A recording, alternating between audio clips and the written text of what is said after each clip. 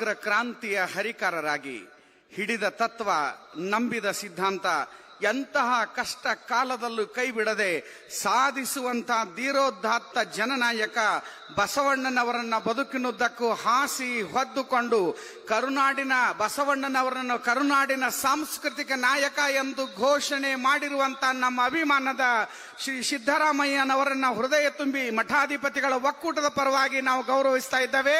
ಜೋರು ಚಪ್ಪಾಳೆ ತಟ್ಟಿ ಸ್ವಾಗತಿಸಬೇಕು. ಪರಮ ಪೂಜ್ಯ ಸ್ವಾಮೀಜಿಯವರಲ್ಲಿ ನನ್ನ ಪ್ರಾರ್ಥನೆ ಇದೆ, ಮುಂದೆ ಹೋಗಿ ನಿಂತ್ಕೋಬಾರದು, ಅಲ್ಲಲ್ಲೇ ನಿಂತ್ಕೋಬೇಕು. ಪರಮ ಪೂಜ್ಯ ಸ್ವಾಮೀಜಿಯವರು ಹಿಂದ್ಗಡೆ ನಿಂತ್ಕೊಳ್ರಿ. ಪರಮ ಪೂಜ್ಯ ಸ್ವಾಮೀಜಿಯವರು ಹಿಂದ್ಗಡೆ ಸಾಲಾಗಿ ನಿಂತ್ಕೊಳ್ರಿ. ಎಲ್ಲರಿಗೂ ಅವಕಾಶ ಆಗತ್ತೆ, ದಯವಿಟ್ಟು ಪ್ರಾರ್ಥನೆ. ಎಲ್ಲರೂ ಮುಂದೆ ಹೋಗಬಾರದು. ಮತ್ತೆ ಕೈ ಮೇಲೆತ್ತಿ ಎಲ್ಲರೂ ಜೋರಾಗಿ ಚಪ್ಪಾಳೆ ತಟ್ಟಬೇಕು.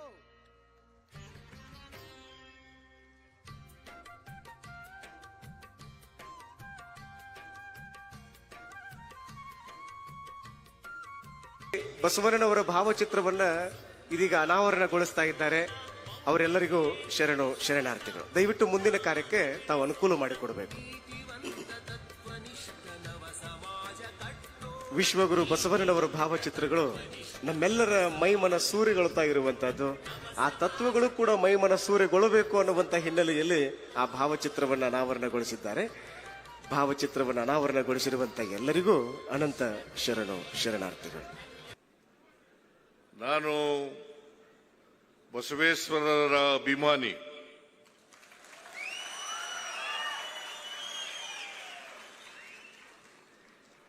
ಅವರ ತತ್ವ ಸಿದ್ಧಾಂತಗಳಲ್ಲಿ ನಂಬಿಕೆ ಇಟ್ಕೊಂಡಿರ್ತಕ್ಕಂಥವನು, ಬದ್ಧತೆ ಇಟ್ಕೊಂಡಿರ್ತಕ್ಕಂಥವನು. ಆ ಕಾರಣಕ್ಕೋಸ್ಕರ ಬಸವಣ್ಣನವರನ್ನ, ವಿಶ್ವಗುರು ಬಸವಣ್ಣನವರನ್ನ ಸಾಂಸ್ಕೃತಿಕ ನಾಯಕ ಅಂತೇಳಿ ನಮ್ಮ ಸರ್ಕಾರ ನಾಮಕರಣವನ್ನ ಮಾಡಿದೆ. ನಾಮಕರಣವನ್ನ ಮಾಡೋದ್ರ ಮೂಲಕ ಇಡೀ ಸರ್ಕಾರ ಬಸವಣ್ಣನವರಿಗೆ ಗೌರವವನ್ನು ಸೂಚಿಸ್ತಕ್ಕಂಥ ಕೆಲಸವನ್ನ ಮಾಡಿದೆ ಅಂತಕ್ಕಂಥ ಮಾತುಗಳನ್ನು ಹೇಳಲಿಕ್ಕೆ ಬಯಸ್ತಾ ಇದ್ದೇನೆ. ಬಸವಣ್ಣನವರ ಮತ್ತು ಅವರ ಎಲ್ಲ ಶರಣರ ತತ್ವಗಳು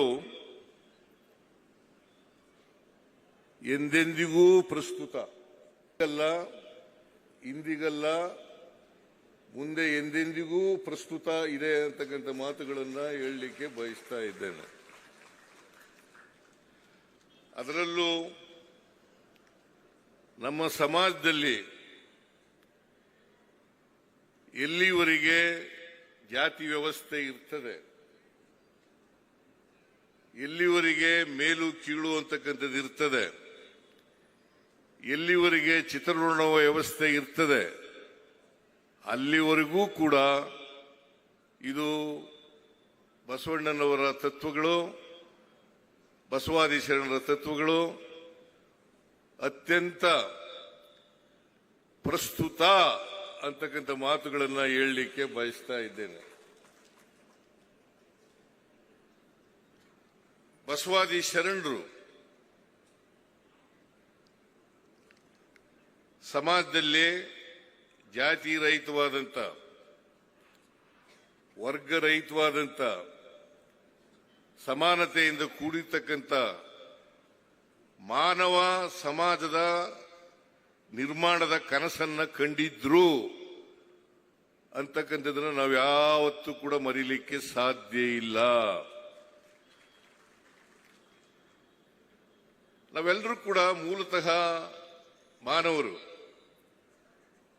ಆಮೇಲೆ ಭಾರತೀಯರು.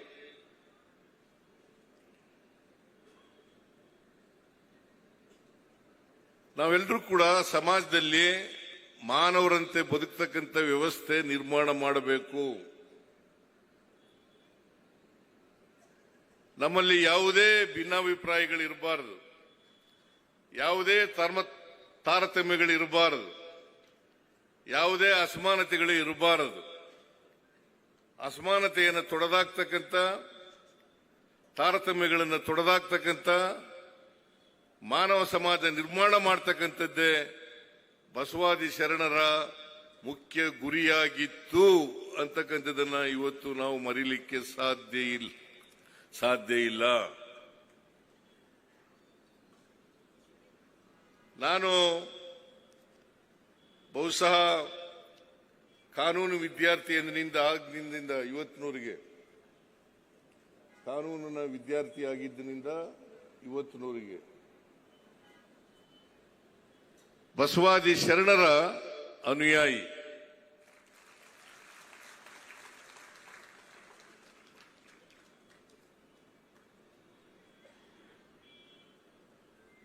ಬಾಬಾ ಸಾಹೇಬ್ ಅಂಬೇಡ್ಕರ್ ಅವರು ಕೂಡ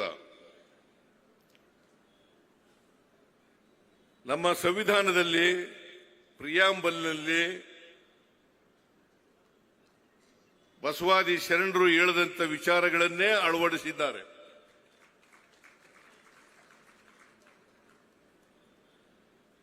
ಆದ್ರಿಂದ ಬಸವ ವಿಚಾರಗಳು, ಸಂವಿಧಾನದ ವಿಚಾರಗಳು ಹೆಚ್ಚು ಕಡಿಮೆ ಒಂದೇ ಆಗಿದ್ದಾವೆ ಅಂತಕ್ಕಂಥ ಮಾತುಗಳನ್ನು ನಾವು ಮರೀಲಿಕ್ಕೆ ಸಾಧ್ಯ ಇಲ್ಲ.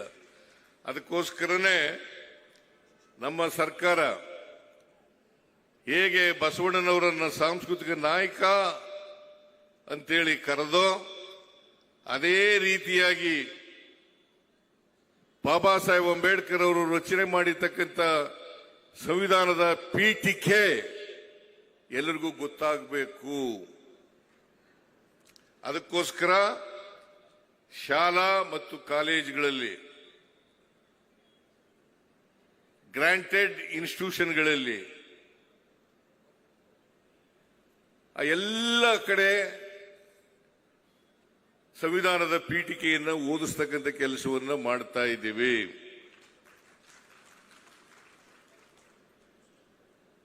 ಎಲ್ಲರೂ ಈ ದೇಶದ 143 ಕೋಟಿ ಜನ ಸಂವಿಧಾನವನ್ನು ಅರ್ಥ ಮಾಡ್ಕೋಬೇಕು.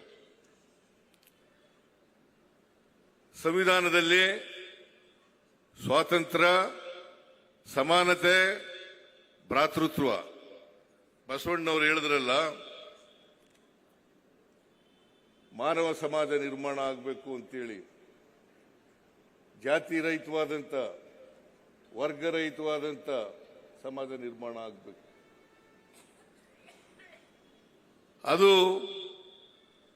ಸಾಧ್ಯ ಆಗಬೇಕಾದ್ರೆ ಬಸವಣ್ಣವರು ನಡೆದಂತ ದಾರಿನಲ್ಲಿ ನಾವು ನಡೀತಕ್ಕಂಥ ಪ್ರಯತ್ನವನ್ನು ಮಾಡಬೇಕು. ಬಸವಾದಿ ಶರಣರು ನುಡಿದಂತೆ ನಡೆದರು, ನುಡಿದಂತೆ ನಡೆದರು. ನಾವು ಕೂಡ ನುಡಿದಂತೆ ನಡೀತಕ್ಕಂಥ ಪ್ರಯತ್ನವನ್ನ ಮಾಡಬೇಕು. ನುಡಿದಂತೆ ನಡೆಯುವ ಪ್ರಯತ್ನವನ್ನ ಮಾಡಬೇಕು.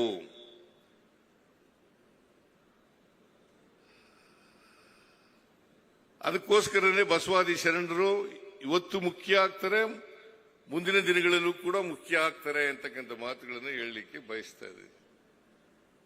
ನಾವು ಬಸವಣ್ಣವರ ಹೆಸರು ಹೇಳ್ತಕ್ಕಂಥ ಜನ,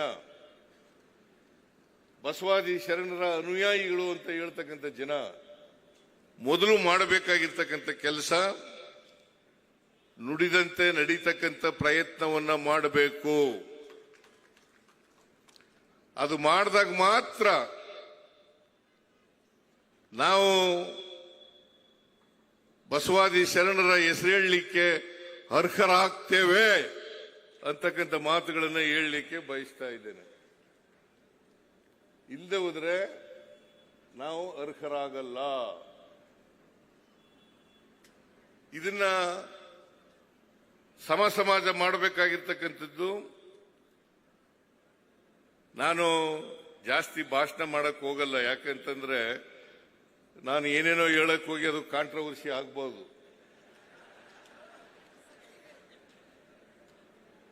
ಅದಕ್ಕೋಸ್ಕರ ಜಾಸ್ತಿ ಭಾಷಣ ಮಾಡಕ್ ಹೋಗಲ್ಲ.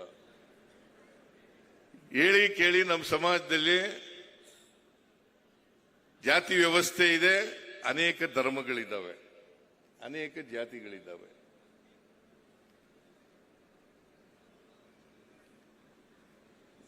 ನಾನು ಒಂದು ಮಾತನ್ನ ಈ ಸಂದರ್ಭದಲ್ಲಿ ಹೇಳಲಿಕ್ಕೆ ಬಯಸ್ತಾ ಇದ್ದೇನೆ. ನಾವೆಲ್ಲರೂ ಶೂದ್ರರು.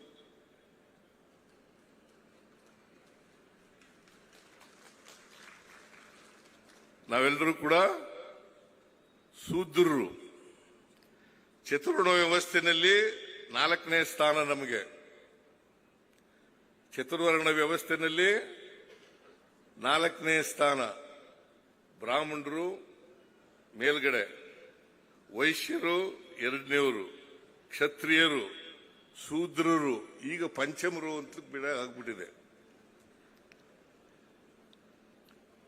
ನಾವೆಲ್ಲ ಒಂದೇ.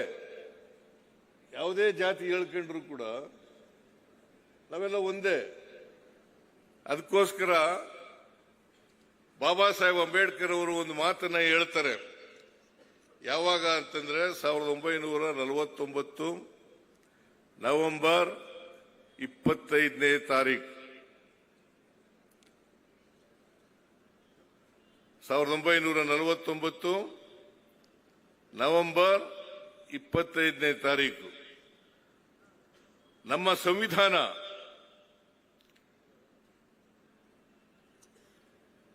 ಸಾವಿರದ 1950 ಜನವರಿ 26ನೇ ತಾರೀಕಿನಿಂದ ಜಾರಿಗೆ ಬರ್ತಾ ಇದೆ. ಅಂದು ನಾವು ವೈರುಧ್ಯತೆ ಇರ್ತಕ್ಕಂಥ ಸಮಾಜಕ್ಕೆ ಕಾಲಿಡ್ತಾ ಇದ್ದೀವಿ. ವೈರುಧ್ಯತೆ ಇರ್ತಕ್ಕಂಥ ಸಮಾಜಕ್ಕೆ ಕಾಲಿಡ್ತಾ ಇದ್ದೀವಿ. ನಮ್ಮ ಸಮಾಜದಲ್ಲಿ ಆರ್ಥಿಕ ಅಸಮಾನತೆ ಇದೆ, ಸಾಮಾಜಿಕ ಅಸಮಾನತೆ ಇದೆ, ಶೈಕ್ಷಣಿಕ ಅಸಮಾನತೆ ಇದೆ, ರಾಜಕೀಯ ಅಸಮಾನತೆ ಇದೆ. ಇದನ್ನು ಎಲ್ಲಿವರೆಗೆ ನಾವು ಹೋಗಲಾಡಿಸಲ್ಲ ಅಲ್ಲಿವರೆಗೆ ನಮ್ಮ ದೇಶಕ್ಕೆ ಬಂದಿರತಕ್ಕಂಥ ಸ್ವಾತಂತ್ರ್ಯ ಅದು ಯಶಸ್ವಿ ಆಗಲ್ಲ. ಯಾರು ಅಸಮಾನತೆಯಿಂದ ನರಳುತ್ತಾ ಇದ್ದಾರೆ ಆರ್ಥಿಕವಾಗಿ ಸಾಮಾಜಿಕವಾಗಿ, ಆ ಜನ ಸ್ವಾತಂತ್ರ್ಯದ ಸೌಧವನ್ನೇ ಧ್ವಂಸ ಮಾಡ್ತಾರೆ ಅಂತಕ್ಕಂಥ ಎಚ್ಚರಿಕೆಯನ್ನ ಬಾಬಾ ಸಾಹೇಬ್ ಅಂಬೇಡ್ಕರ್ ಅವರು ಅವತ್ತೇ ಕೊಟ್ಟಿದ್ರು. ಬಾಬಾ ಸಾಹೇಬ್ ಅಂಬೇಡ್ಕರ್ ಅವರು ಅವತ್ತೇ ನಮಗೆ ಎಚ್ಚರಿಕೆಯ ಗಂಟೆಯನ್ನ ಬಾರಿಸಿದ್ರು. ಅದನ್ನ ನಾವು ಅರ್ಥ ಮಾಡ್ಕೋಬೇಕಾಗ್ತದೆ. ಅದಕ್ಕೋಸ್ಕರನೇ ನಾನು ಬಸವಾದಿ ಶರಣರು ಹೇಳಿರ್ತಕ್ಕಂಥ ವಿಚಾರಗಳಿದ್ದಾವಲ್ಲ, ಇವು ನಮ್ಮ ಸರ್ಕಾರನೂ ಕೂಡ ಇದನ್ನ ಅವರ ಮಾರ್ಗದಲ್ಲಿ ನಡೀತಕ್ಕಂಥ ಪ್ರಯತ್ನವನ್ನು ಮಾಡಬೇಕು ಅಂತೇಳಿ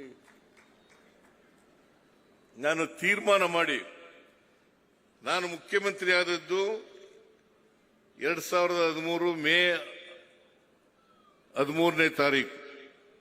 ಅವತ್ತು ಬಸವ ಜಯಂತಿ ಅವತ್ತು 2013 ಮೇ 13 ಅವತ್ತು ಬಸವ ಜಯಂತಿ. ಅವತ್ತೇ ರಾಜ್ಯಪಾಲರಿಗೆ ಹೇಳಿದೆ, ನಾನು ಬಸವ ಜಯಂತಿ ದಿನ ಓದ್ ತಗೊಳ್ತೀನಿ, ಪ್ರಮಾಣ ವಚನ ಸ್ವೀಕಾರ ಮಾಡ್ತೀನಿ ಅಂತ ಹೇಳಿದೆ. ಅವತ್ತೇ ಪ್ರಮಾಣ ವಚನ ಸ್ವೀಕಾರ ಮಾಡಿದೆ. ಅವತ್ತು ನಾನು ತೀರ್ಮಾನ ಮಾಡಿದೆ, ಬಸವಾದಿ ಶರಣರು ಹಾಕಿಕೊಟ್ಟಿರ್ತಕ್ಕಂಥ ಮಾರ್ಗದರ್ಶನದಲ್ಲಿ ನಮ್ಮ ಸರ್ಕಾರ ನಡೆಸ್ತಕ್ಕಂಥ ಪ್ರಾಮಾಣಿಕ ಪ್ರಯತ್ನವನ್ನು ಮಾಡಬೇಕು. ಅದಕ್ಕೋಸ್ಕರನೇ ಅನೇಕ ಭಾಗ್ಯಗಳನ್ನು ಕೊಟ್ಟದ್ದು ಬಾಬಾ ಸಾಹೇಬ್ ಅಂಬೇಡ್ಕರ್ ಅವರು ಹೇಳಿದ್ರಲ್ಲ, ಬಸವಣ್ಣ ಹೇಳಿದ್ರಲ್ಲ, ಜಾತಿ ರಹಿತವಾದಂಥ ಸಮಾಜವನ್ನು ನಿರ್ಮಾಣ ಮಾಡಬೇಕು, ವರ್ಗರಹಿತವಾದಂಥ ಸಮಾಜವನ್ನು ನಿರ್ಮಾಣ ಮಾಡಬೇಕು, ಎಲ್ಲರಿಗೂ ಸಮಾನ ಅವಕಾಶಗಳನ್ನು ಕಲ್ಪಿಸಿಕೊಡಬೇಕು ಅಂತಕ್ಕಂಥ ತೀರ್ಮಾನವನ್ನ ಮಾಡಿದೆ. ಎಲ್ರಿಗೂ ಸಮಾನ ಅವಕಾಶಗಳಿರ್ಬೇಕು. ಯಾರು ಕೂಡ ಜಾತಿಯಿಂದ ದೊಡ್ಡವರಾಗಲಿಕ್ಕೆ ಸಾಧ್ಯ ಇಲ್ಲ, ಜಾತಿಯಿಂದ ಬುದ್ಧಿವಂತರಾಗಲಿಕ್ಕೆ ಸಾಧ್ಯ ಇಲ್ಲ.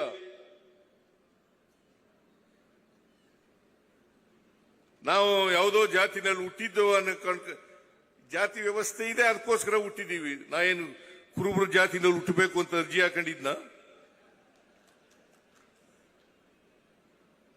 ಜಾತಿ ವ್ಯವಸ್ಥೆ ಕುರುಬರ ಜಾತಿ ಇತ್ತು, ಅದಕ್ಕೋಸ್ಕರ ಹುಟ್ಟಿದ್ದೀನಿ ನಾನು. ಹಾಗಂತೇಳಿ ನಾನು ವಿದ್ಯೆ ಕಲೀಲಿಕ್ಕೆ ಅನರ್ಹ, ನನಗೆ ಪ್ರತಿಭೆ ಇಲ್ಲ ಅಂತ ಹೇಳ್ತಕ್ಕಂಥದ್ದು ಇದೆಯಲ್ಲ, ಇದು ಪಟ್ಟಭದ್ರರು ಹೇಳ್ತಕ್ಕಂಥ ಮಾತುಗಳು ಅಂತಕ್ಕಂಥದ್ದನ್ನ ಅರ್ಥ ಮಾಡ್ಕೋಬೇಕಾಗ್ತದೆ. ಹುಟ್ಟಿನಿಂದ ಯಾರು ಕೂಡ ದೊಡ್ಡವರಾಗಲಿಕ್ಕೆ ಸಾಧ್ಯ ಇಲ್ಲ. ಅವರ ವ್ಯಕ್ತಿತ್ವದ ಮೇಲೆ ದೊಡ್ಡವರಾಗೋದು.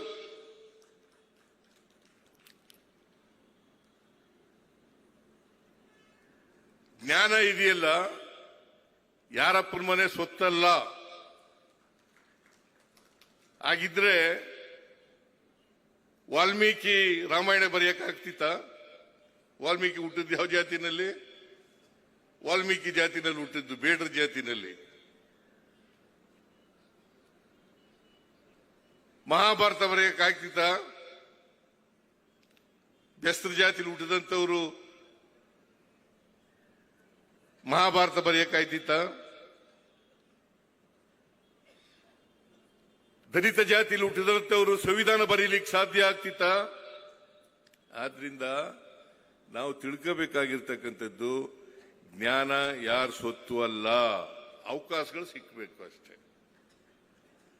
ಎಲ್ರಿಗೂ ಸಮಾನ ಅವಕಾಶಗಳು ಸಿಕ್ಕಿದ್ರೆ ಎಲ್ರಿಗೂ ಸಮಾನವಾಗಿ ಬೆಳಿಲಿಕ್ಕೆ ಸಾಧ್ಯ ಆಗ್ತಿತ್ತು.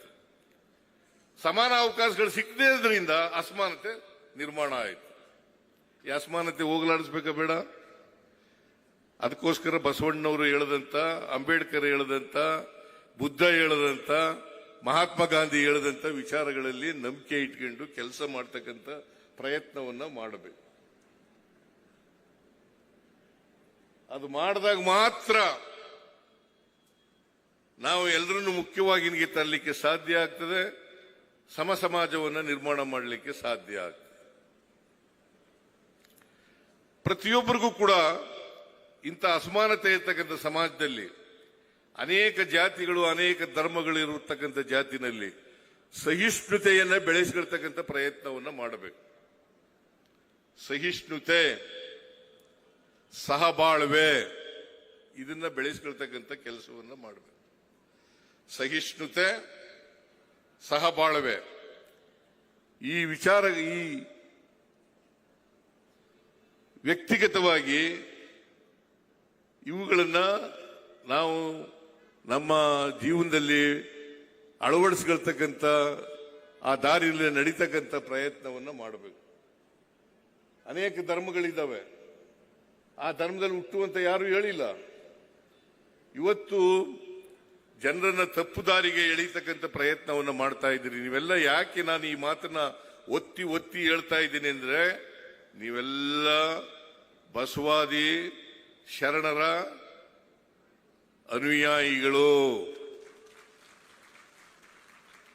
ನೀವೆಲ್ಲ ಬಸವ ತತ್ವದಲ್ಲಿ ನಂಬಿಕೆಯನ್ನ, ಬದ್ಧತೆಯನ್ನ ಇಟ್ಕೊಂಡಿರೋರು. ಅದಕ್ಕೋಸ್ಕರ ನಾವು ಸಮ ಸಮಾಜ ನಿರ್ಮಾಣ ಮಾಡಲಿಕ್ಕೆ ಪ್ರಯತ್ನವನ್ನ ಮಾಡಬೇಕು. ನಮ್ಮ ಸರ್ಕಾರ ಅನೇಕ ಭಾಗ್ಯಗಳನ್ನು ಮಾಡಿತು 2013ರಿಂದ 2018ರವರೆಗೆ ಇರುವಾಗ. ಆಮೇಲೆ ಮತ್ತೆ 2023ರಲ್ಲಿ ನಾನು ಮುಖ್ಯಮಂತ್ರಿ ಆದ ಮೇಲೆ ಮತ್ತೆ ಅನೇಕ ಗ್ಯಾರಂಟಿ ಯೋಜನೆಗಳನ್ನು ಜಾರಿಗೆ ತರತಕ್ಕಂಥ ಪ್ರಯತ್ನವನ್ನು ಮಾಡೋದು. ಗ್ಯಾರಂಟಿ ಯೋಜನೆಗಳಲ್ಲಿ ಯಾಕೆ ಮಾಡೋದು ಅಂತಂದ್ರೆ, ಅಸಮಾನತೆಯನ್ನ ತೊಡೆದಾಕಬೇಕು, ಅಸಮಾನತೆಯನ್ನ ನಿರ್ಮೂಲನೆ ಮಾಡಬೇಕು. ಆಗ ಮಾತ್ರ ಸಮ ಸಮಾಜ ನಿರ್ಮಾಣ ಮಾಡಲಿಕ್ಕೆ ಸಾಧ್ಯ ಆಗ್ತದೆ. ಬಹಳ ಜನ ಹೇಳ್ತಾರೆ, ಮುಂದುವರೆದ ಜಾತಿಗಳು, ಲೋಹಿಯಾ ಅವರು ಹೇಳ್ತಾ ಇದ್ರು, ಮುಂದುವರೆದ ಜಾತಿಗಳು, BR ಪಾಟೀಲ್ ಇವನು ಸಮಾಜವಾದಿ, ನಮ್ಮ ಲೋಹಿಯಾವಾದಿ. ಮುಂದುವರೆದ ಜಾತಿಗಳು ಜಾತಿ ಸಮಾವೇಶಗಳನ್ನು ಮಾಡಿದ್ರೆ ಅದು ಜಾತಿ ಮಾಡಿದಾಗ ಆಗ್ತದೆ.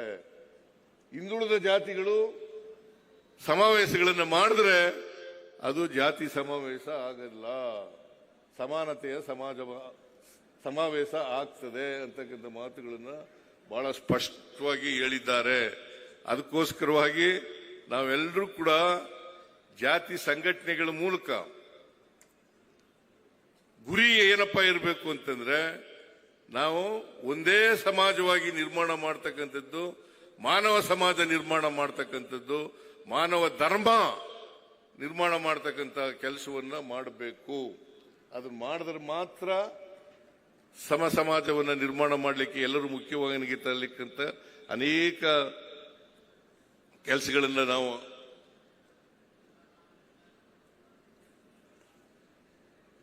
ಅದಕ್ಕೆ ಬಸವಾದಿ ಶರಣರು ನಮ್ಮ ಜಾತಿ ವ್ಯವಸ್ಥೆ ಹೆಂಗಿದೆಯಪ್ಪ ಅಂತಂದ್ರೆ ಜಡತ್ವದಿಂದ ಕೂಡಿರ್ತಕ್ಕಂಥ ಜಾತಿ ವ್ಯವಸ್ಥೆ.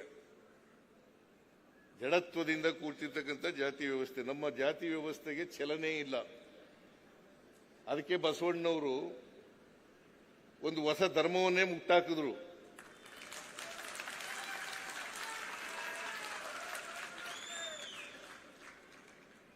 ಚಲನೆ ಇರ್ತಕ್ಕಂಥ ಸಮಾಜ ಆಗ್ಬೇಕು. ಯಾವಾಗ ಚಲನೆ ಬರ್ತದೆ ಅಂತಂದ್ರೆ, ಆರ್ಥಿಕವಾಗಿ ಸಾಮಾಜಿಕವಾಗಿ ಶಕ್ತಿ ಎಲ್ರಿಗೂ ಬಂದಾಗ ಮಾತ್ರ ಚಲನೆ ಸಿಕ್ಲಿಕ್ಕೆ ಸಾಧ್ಯ ಆಗ್ತದೆ. ಇಲ್ಲದವರೆ ಜಡತ್ವ ಇರ್ತಕ್ಕಂಥ ಸಮಾಜ ಇರ್ತದೆ. ಅದಕ್ಕೋಸ್ಕರ ಆರ್ಥಿಕ ಸಾಮಾಜಿಕ ಶಕ್ತಿಯನ್ನ ಎಲ್ಲರಿಗೂ ತುಂಬಬೇಕು ಅನ್ನೋ ಕಾರಣಕ್ಕೋಸ್ಕರನೇ ನಮ್ಮ ಸರ್ಕಾರ ಅನೇಕ ಗ್ಯಾರಂಟಿ ಯೋಜನೆಗಳನ್ನು ಜಾರಿಗೆ ತಂದಿರ್ತಕ್ಕಂಥದ್ದು. ಸಮಾಜದಲ್ಲಿ ಆರ್ಥಿಕವಾಗಿ ಸಾಮಾಜಿಕವಾಗಿ ಶಕ್ತಿ ಬರಬೇಕು. ಆ ಶಕ್ತಿ ಬಂದಾಗ ಚಲನೆ ಸಿಗ್ತದೆ. ಅದಕ್ಕೆ ಬಸವಣ್ಣವರು 12ನೇ ಶತಮಾನದಲ್ಲೇ ಹೇಳಿದ್ರು, ಬಸವಾದಿ ಶರಣರು, ಇವನಾರವ ಇವನಾರವ ಇವನಾರವ ಎಂದೆನಿಸದಿರಯ್ಯ, ಇವ ನಮ್ಮವ ಇವ ನಮ್ಮವ ಇವ ನಮ್ಮವ ಎಂದೆನಿಸಯ್ಯ, ನಿನ್ನ ಮನೆಯ ಮಗನೆಂದೆನಿಸಯ್ಯ ಕೂಡಲ ಸಂಗಮ ದೇವ ಅಂತ ಹೇಳಿ. ಇದು ಹೇಳಿ ಎಷ್ಟು ವರ್ಷ ಆಯ್ತು? 12ನೇ ಶತಮಾನದಲ್ಲಿ ಸುಮಾರು 850 ವರ್ಷಗಳು ಆದ್ರೂ ಕೂಡ ಜಾತಿ ವ್ಯವಸ್ಥೆ ಹಂಗೇ ಇದೆ. ಅದಕ್ಕೆ ನಾನು ಎಲ್ಲ ಸಮಾರಂಭಗಳಲ್ಲಿ ಅನೇಕ ಸಮಾರಂಭಗಳಲ್ಲಿ ಹೇಳಿದ್ದೇನೆ ನನ್ನ ಅನುಭವದ ಮಾತು. ಏನಪ್ಪಾ ಅಂತಂದ್ರೆ, ನಾನು BSc ಲಾ ಓದುವಾಗ ನಮ್ಮ ತಂದೆ ದನಕರುಗಳಿಗೆ ನೀರು ಕುಡಿಸೋ ಕೆಲಸ ವಹಿಸ್ಬಿಟ್ಟಿದ್ರು. ನಾನು ಬಾವಿನಲ್ಲಿ ಹೋಗಿ ನೀರು ಸೇರ್ಕೊಂಡ್ಬಂದು ದನಕರುಗಳಿಗೆ ನೀರು ಕುಡಿಸ್ತಾ ಇದ್ದೆ. ಆ ಬಾವಿನಲ್ಲಿ ಕಸ ಎಲ್ಲ ಸೇರ್ಕೊಂಡು ನೀರು ಮುಚ್ಕೊಬಿಟ್ಟಿರೋದು ನೀರನ್ನ. ನಾನು ಬಿಂದಿಗೆನ ಮೇಲೆ ಕೆಳಗೆ ಮಾಡಿ ಆ ಕಸ ಎಲ್ಲ ಪಕ್ಕಕ್ಕೆ ಸರಿಯಾದವ್ರಿಗೆ ನೋಡ್ಕೊಂಡು ಆಮೇಲೆ ನೀರು ತಗೊಳ್ಳುವೆ. ಆಮೇಲೆ ಬಂದೆ ಇನ್ನೊಂದ್ಸಾರಿ ಬರೋದ್ರೊಳಗಡೆ ಮುಚ್ಕೊಂಡ್ಬಿಡೋದು. ಹಿಂಗೆ ನಮ್ಮ ಜಾತಿ ವ್ಯವಸ್ಥೆ ಇದೆಯಲ್ಲ, ಅನೇಕ ಸಮಾಜ ಸುಧಾರಕರು, ಬಸವಾದಿ ಶರಣರಂತವರು ಅನೇಕ ಸಮಾಜ ಸುಧಾರಕರು ಜಾತಿನ ಈ ಬದಲಾವಣೆ ಮಾಡಬೇಕು ಅಂತ ಪ್ರಯತ್ನ ಮಾಡ್ತಾರೆ. ಅವರು ಹೋದ ಮೇಲೆ ಮತ್ತೆ ಮುಚ್ಚಿಕೊಳ್ತಕ್ಕಂಥ ಕೆಲಸ ಆಗ್ತದೆ. ಜಾತಿ ಹಾಗೇ ಉಳ್ಕೊಬಿಡ್ತದೆ. ಅದಕ್ಕೋಸ್ಕರ ನಾವೆಲ್ಲರೂ ಕೂಡ ಪ್ರಯತ್ನ ಮಾಡಬೇಕಾಗಿರ್ತದೆ. ಬದಲಾವಣೆ ಆಗ್ಬೇಕಲ್ಲ, ಸಮಾಜ ಬದಲಾವಣೆ ಆಗ್ಬೇಕಲ್ಲ. ಅದಕ್ಕೋಸ್ಕರ ಬಸವಣ್ಣ ಹೇಳಿದಂತ ವಿಚಾರಗಳನ್ನ ನಾನು ಇವತ್ತಿಗೂ ನಂಬ್ಕೊಂಡಿದ್ದೀನಿ. ಅದನ್ನ ಪಾಲನೆ ಮಾಡ್ತಕ್ಕಂಥ ಕೆಲಸವನ್ನ ಮಾಡ್ತಾ ಇದ್ದೀನಿ. ಅದಕ್ಕೋಸ್ಕರನೇ ಮಹಿಳೆಯರು ಕೂಡ, ನೀನು ಗೊತ್ತೇನಮ್ಮ, ಮಹಿಳೆಯರಿಗೆ ಅಸಮಾನತೆ ಇತ್ತು, ಸಮಾನತೆ ಇರಲಿಲ್ಲ. ಬಸವಣ್ಣನವರು ಮೊದಲು ಸಮಾನತೆಯನ್ನು ಮಾಡತಕ್ಕಂಥ ಕೆಲಸವನ್ನು ಮಾಡಿದ್ರು. ಅಕ್ಕಮಹಾದೇವಿಯವರು ಇದಾರಲ್ಲ, ಅವರಿಗೆ ಅನುಭವ ಮಟ್ಟದಲ್ಲಿ ಅವಕಾಶಗಳನ್ನು ಕೊಡ್ತಕ್ಕಂಥ ಕೆಲಸವನ್ನು ಮಾಡಿದ್ರು. ಅದಕ್ಕೋಸ್ಕರನೇ ವಿಜಯಪುರದಲ್ಲಿ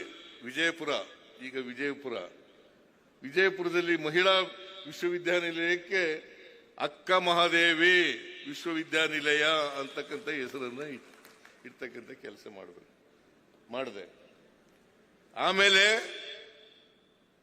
ಎಲ್ಲ ಸರ್ಕಾರಿ ಕಚೇರಿಗಳಲ್ಲಿ ಎಲ್ಲ ಸರ್ಕಾರಿ ಕಚೇರಿಗಳಲ್ಲಿ ಬಸವೇಶ್ವರರವರ ಮೂರ್ತಿ ಫೋಟೋ ಇದೆಯಲ್ಲ, ಅದು ಎಲ್ಲ ಸರ್ಕಾರಿ ಕಚೇರಿಗಳಲ್ಲಿ ಇಡ್ಲೇಬೇಕು ಅಂತೇಳಿ ಆದೇಶ ಹೊರಡಿಸಿ ಅದನ್ನ ಇಡ್ತಕ್ಕಂಥ ಕೆಲಸ ಮಾಡಿದೆ. ಯಾಕಂತಂದ್ರೆ ಬಸವಣ್ಣವ್ರನ್ನ ನೋಡಿದಾಗ ಬಸವಣ್ಣವ್ರ ಬಗ್ಗೆ ಗೌರವ, ಅವ್ರನ್ನ ಸ್ಮರಿಸ್ಕೊಳ್ತಕ್ಕಂಥ ಕೆಲಸ ಆಗಬೇಕು, ಅವರ ವಿಚಾರಗಳನ್ನ ಸ್ಮರಿಸ್ಕೊಳ್ತಕ್ಕಂಥ ಕೆಲಸ ಆಗಬೇಕು. ಪ್ರತಿಯೊಬ್ಬರಿಗೂ ಕೂಡ ವಿದ್ಯಾವಂತರು, ವಿಶೇಷವಾಗಿ ವಿದ್ಯಾವಂತರು, ಸರ್ಕಾರಿ ಸೇವೆಯಲ್ಲಿರ್ತಕ್ಕಂಥ ಅವರು ಎಲ್ಲ ಓದಿರ್ತಕ್ಕಂಥ ಜನ, ಅವರು ಸ್ಮರಿಸ್ಕೊಳ್ತಕ್ಕಂಥ ಕೆಲಸವನ್ನು ಮಾಡಬೇಕು. ಆಮೇಲೆ ಸಾಂಸ್ಕೃತಿಕ ನಾಯಕ ಅಂತ ಕೆಲಸ ಮಾಡಿದೆ. ಗೋರುಚ ಅವರು ಇಲ್ಲೇ ಕೂತಿದ್ದಾರೆ. ಗೋರುಚ ಅವರು ಇವರ ಅಧ್ಯಕ್ಷತೆಯಲ್ಲಿ ಸಮಿತಿಯನ್ನು ಮಾಡಿದೆ. ಪುನರುಜ್ಜೀವನ ಮಾಡಬೇಕು, ಅನುಭವ ಮಂಟಪ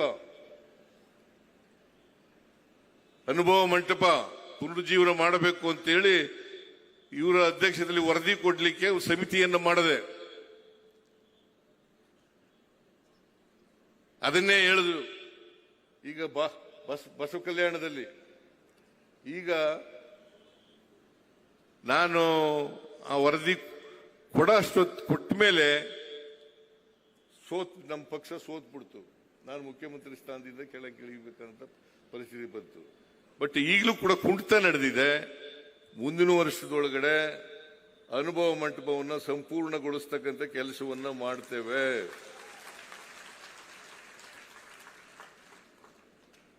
ಆಮೇಲೆ ಬಸವಲಿಂಗ ಪಟ್ಟದೇವರು ಬಾಲ್ಕಿ ಸ್ವಾಮೀಜಿಗಳು ಅವರು ಒಂದು ಮಾತು ಹೇಳಿದ್ದಾರೆ, ವಚನ ಯೂನಿವರ್ಸಿಟಿ ಮಾಡಬೇಕು, ವಚನ ವಿಶ್ವವಿದ್ಯಾಲಯವನ್ನ ಮಾಡಬೇಕು ಅಂತಕ್ಕಂಥ ಮಾತುಗಳೇನು ಹೇಳಿದ್ದಾರೆ. ಅದನ್ನ ಮುಂದಿನ ವರ್ಷದಿಂದ ಮಾಡೋಣ ಸ್ವಾಮೀಜಿ.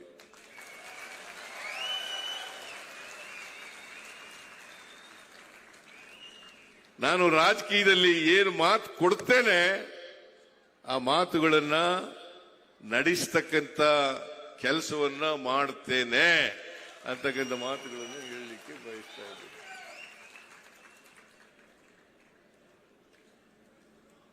ಇಷ್ಟನ್ನು ಹೇಳಿ ಇವತ್ತು ನನಗೆ ನಿಮ್ಮೆಲ್ಲರ ಸಮ್ಮುಖದಲ್ಲಿ ಮಠಾಧಿಪತಿಗಳು ಏನಪ್ಪ ಏನ್ ಹೇಳ್ತಾ ಇದ್ದಾರೆ,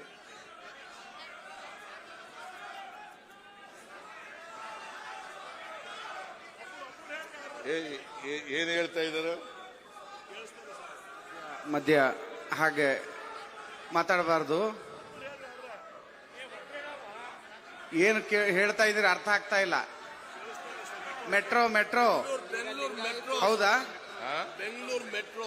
ಮೆಟ್ರೋಕ್ಕೆ ಬಸವಣ್ಣವ್ರ ಹೆಸರು ಇಡಬೇಕು ಅಂತ ಹೇಳಿ ಅವರೆಲ್ಲ ಅರಿಕೆ ಮಾಡ್ಕೋತಾ ಇದ್ದಾರೆ ಸಾಹೇಬ್ರೆ. ಹೌದಾ? ಈಗ ಹೌದಾ? ಕೂತ್ಕೊಳ್ಳಿ ಪ್ಲೀಸ್. ಹಾ, ಮೆಟ್ರೋ ಯೋಜನೆ ಇದೆಯಲ್ಲ, ನಾವು ಮತ್ತು ಕೇಂದ್ರ ಸರ್ಕಾರ ಎರಡೂ ಸೇರಿ ಮಾಡ್ತಕ್ಕಂಥದ್ದು. ಕೇಂದ್ರ ಸರ್ಕಾರ ಮತ್ತು ರಾಜ್ಯ ಸರ್ಕಾರ ಎರಡೂ ಸೇರಿ ಮಾಡು. ನಮ್ಮ ಪಾಲು ಜಾಸ್ತಿ ಇರಬಹುದು. ಮೆಟ್ರೋ ಸ್ಟೇಷನ್ ಮಾಡ್ಲಿಕ್ಕೆ, ಮೆಟ್ರೋ ಯೋಜನೆ ಮಾಡಲಿಕ್ಕೆ ನಮ್ಮ ಪಾಲು ಜಾಸ್ತಿ ಇದೆ. 87% ಇದೆ. 13% ಕೇಂದ್ರ ಸರ್ಕಾರದಿದೆ. ಆದರೂ ಕೂಡ ಕೇಂದ್ರ ಸರ್ಕಾರ ಒಪ್ಪಿಗೆ ಇಲ್ಲದೇನೆ ನಾವೇನು ಮಾಡಂಗಿಲ್ಲ.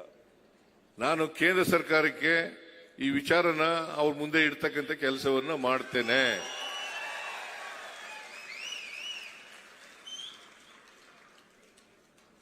ಬಸವಣ್ಣವರು ಬಗ್ಗೆ ನೀವು ಹೇಳಬೇಕಾಗಿಲ್ಲ, ನೀವು ಒತ್ತಾಯ ಮಾಡಬೇಕಾಗಿಲ್ಲ.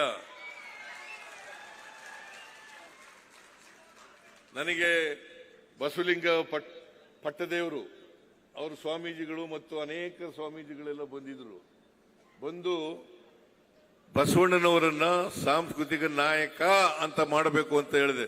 ಕೂಡಲೇ ಒಪ್ಕೊಂಡು ಆದೇಶ ಮಾಡಿಸಿದೆ.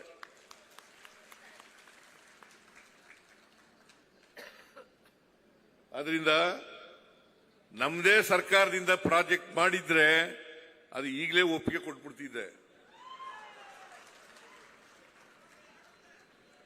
ಅದು ಕೇಂದ್ರ ಮತ್ತು ರಾಜ್ಯ ಎರಡು ಸರ್ಕಾರಗಳು ಜಂಟಿಯಾಗಿ ಮಾಡ್ತಾ ಇರ್ತಕ್ಕಂಥ ಯೋಜನೆ ಆಗಿರೋದ್ರಿಂದ ನಾನೇ ಇಲ್ಲೇ ಈ ಸ್ಥಳದಲ್ಲೇ ಒಪ್ಪಿಗೆ ಕೊಡ್ಲಿಕ್ಕೆ ಆಗೋದಿಲ್ಲ. ಕೇಂದ್ರ ಸರ್ಕಾರಕ್ಕೆ ಬರೆದು ಅವರ ಒಪ್ಪಿಗೆಯನ್ನು ಕೂಡ ಪಡ್ಕೋಬೇಕಾಗ್ತದೆ.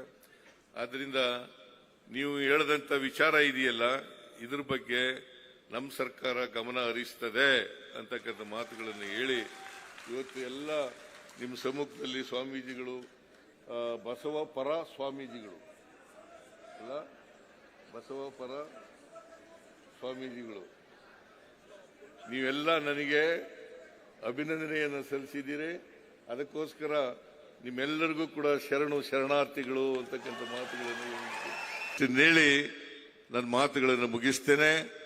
ಜೈ ಹಿಂದ್, ಜೈ ಕರ್ನಾಟಕ, ಜೈ ಸಂವಿಧಾನ್, ಜೈ ಬಸವೇಶ್ವರ.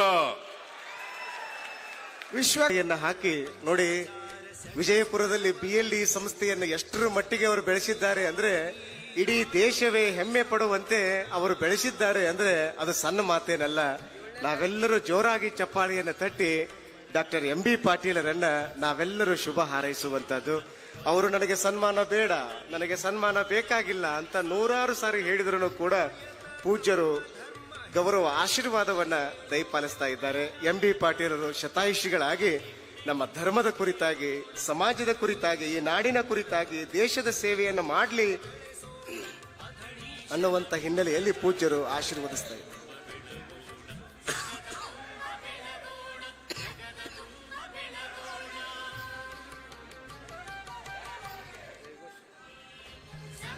ಇಳಕಲ್ಲಿನ ಪರಮ ಪೂಜ್ಯ ಗುರುಮಹಂತ ಅಪ್ಪಗಳವರು ಈ ಕಾರ್ಯಕ್ರಮವನ್ನು ಉದ್ದೇಶಿಸಿ ಆಶೀರ್ವಚನವನ್ನು ದಯಪಾಲಿಸಬೇಕು ಅಂತ ಹೇಳಿ ಅವರಲ್ಲಿ ಕೇಳ್ಕೊಳ್ತಾ ಇದ್ದೆ. ಏನಂತಂದ್ರೆ ನಾವೆಲ್ಲರೂ ಏನು ಬಂದಿದ್ದೇವೆ ಇಲ್ಲಿ, ಒಂದಂತಂದ್ರೆ ಎಲ್ಲರ ಕೊಳ್ಳ ಲಿಂಗ ಕಟ್ಕೊಡ್ರಿ. ಲಿಂಗ ಇಲ್ದ ಯಾರು ಇರಬಾರ್ದು. ಲಿಂಗಕ್ಕೆ ಜಾತಿ ಇಲ್ಲ, ಲಿಂಗಕ್ಕೆ ಜಾತಿ ಇಲ್ಲ, ಎಲ್ಲ ಜಾತಿಯವರು ಲಿಂಗ ಕಟ್ಟಬಹುದು. ಅದಕ್ಕೆ ಎಲ್ಲರೂ ಲಿಂಗ ಕಟ್ಕೊಡ್ರಿ. ದಿನಕ್ಕೊಂದು 15 ನಿಮಿಷ ಲಿಂಗ ಯೋಗ ಮಾಡ್ರಿ. 15 ನಿಮಿಷ ಸರಿಯಾಗಿ ಲಿಂಗ ಯೋಗ ಮಾಡ್ರಿ. 15 ನಿಮಿಷ ಸರಿಯಾಗಿ ಲಿಂಗ ಯೋಗ ಮಾಡಿದ್ರೆ ಮನುಷ್ಯನಿಗೆ ಅರಿವು ಉದಯಕತಿ. ಅವಾಗ ನಮ್ಮ ಜಾತಿ ಭಾವ ಸತ್ತು ಹೋಗ್ಬಿಡ್ತೈತಿ. ಜಾತಿ ಭಾವ ಸಾಯುವುದು ಅರಿವಿನಿಂದ ಸಾಯ್ತೈತಿ. ಆ ಲಿಂಗ ಯೋಗ ಮಾಡಿದ್ರೆ ಅರಿವು ಉದಯಕತಿ. ಅದಕ್ಕೆ ನಿತ್ಯದಲ್ಲಿ ಒಂದು 15 ನಿಮಿಷ ಲಿಂಗ ಯೋಗ ಮಾಡಬೇಕು. ಮತ್ತು ಬಸವಾದಿ ಶರಣರು ಬರೆದಂತ ವಚನಗಳನ್ನ ಒಂದು 5 ವಚನ ಓದಬೇಕು. 5 ವಚನಗಳನ್ನ ಓದ್ರಿ. ಇದು ಕಡ್ಡಾಯ ಮಾಡಬೇಕು. ಆ ನಂತರ ನಾವು ಅಂಗದ ಮೇಲೆ ಲಿಂಗ ಕಟ್ಕೊಂಡಂತವ್ರು, ನಮಗೊಂದು ಸಿದ್ಧಾಂತ ಐತಿ, ಜೀವನದಲ್ಲಿ ಕಷ್ಟ ನಷ್ಟ ಬರ್ತಾವೆ ಎಲ್ಲರಿಗೆ. ನಾವು ಕಷ್ಟ ನಷ್ಟ ಬಂದಾಗ ಇಷ್ಟಲಿಂಗದಲ್ಲೇ ನಾವು ಕೇಳಬೇಕು. ಲಿಂಗದ ಮುಖ ಜಂಗಮ, ಜಂಗಮನನ್ನ ಕೇಳಬೇಕು. ಇಷ್ಟಲಿಂಗವನ್ನ ಕೇಳಬೇಕು. ಇಷ್ಟಲಿಂಗದಲ್ಲಿ ನೀವು ನಿಷ್ಠೆಯಿಂದ ಕೇಳ್ರಿ. ನೀವು ಎಲ್ಲ ಕಷ್ಟಗಳ ಪರಿಹಾರ ಮಾಡಪ್ಪ ಅಂತ ಕೇಳ್ರಿ. ನೀವು ಖಂಡಿತವಾಗಿ ಕಷ್ಟಗಳ ಪರಿಹಾರ ಆಕ್ಕವೆ ಅಂತ ಅದ್ಭುತವಾದಂತ ಶಕ್ತಿ ಇಷ್ಟಲಿಂಗದಲ್ಲಿ ಐತಿ. ಆದ್ರೆ ನಮ್ಮ ಕಷ್ಟಗಳನ್ನ ಕೇಳಕ್ ನಾವು ಪಂಚಾಂಗ ನೋಡಕ್ ಹೋಗ್ಬಾರ್ದು, ಜ್ಯೋತಿಷ್ಗಾರ ಕಡೆ ಕೇಳಕ್ ಹೋಗ್ಬಾರ್ದು. ಅದಕ್ಕಾಗಿ ನಾವು ಇಷ್ಟಲಿಂಗದಲ್ಲೇನೆ ಕಷ್ಟಗಳನ್ನ ಕೇಳಬೇಕು. ಇಷ್ಟಲಿಂಗದಲ್ಲೇ ಪರಿಹಾರ ಆಗ್ತವೆ. ಇದು 100ಕ್ಕೆ 100 ಸತ್ಯ. ಅದ್ರ ಜೊತೆಗೆ ಇಷ್ಟಲಿಂಗವನ್ನ ಬಿಟ್ರೆ ಮತ್ತೇನು ನಾವು ಪೂಜೆ ಮಾಡಬಾರ್ದು. ಇಷ್ಟನ್ನು ನಾವು ಅಳವಡಿಸ್ಕೊಂಡಿವಿ ಅಂತಂದ್ರೆ ಖಂಡಿತವಾಗಿಯೂ ಕೂಡ ನಾವು ಅರಿವಿನ ಸ್ವರೂಪಿಗಳಾಕ್ಯವಿ ಅಂತ ನನಗೆ ಅನಿಸ್ತೈತಿ. ಅದಕ್ಕಾಗಿ ತಮಗೆಲ್ಲರಿಗೂ ಈ ಮಠಾಧೀಶರ ಒಕ್ಕೂಟದಿಂದ ಮಾಡಿದಂತ ಎಲ್ಲ ಮಹಾ ಕಾರ್ಯಕ್ಕೆ, ಈ ಕಾರ್ಯದಲ್ಲಿ ಭಾಗವಹಿಸಿದಂತ ಎಲ್ಲ ಮಹಾ ಬಸವ ಭಕ್ತರಿಗೆ ಶರಣಾರ್ಥಿಗಳು.